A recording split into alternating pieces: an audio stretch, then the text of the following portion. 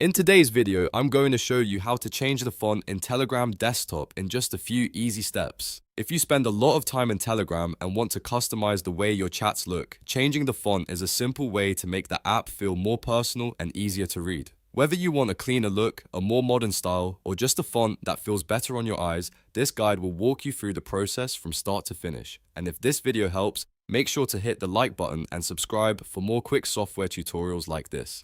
Alright, let's jump right in. First, open Telegram desktop on your computer. Once it loads, look to the top left corner of the app. You'll see the menu icon, which looks like 3 horizontal lines. Click that menu to open the main options. From the menu, click Settings. This is usually shown with a gear icon, and it's where Telegram keeps most of its customization options. Once you're in side settings, look for chat settings and click on it. Now, you should see the appearance and chat customization controls. Inside this section, find the option labeled Font Family.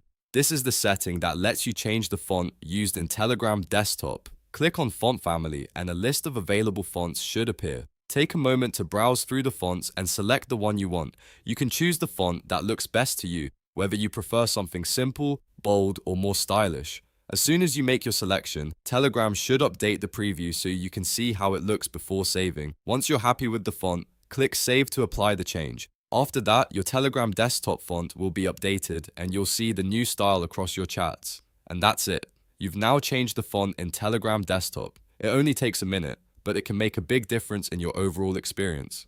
If this tutorial helped you out, please give it a like, subscribe to the channel, and turn on notifications so you don't miss the next quick tech guide. Thanks for watching, and I'll see you in the next one.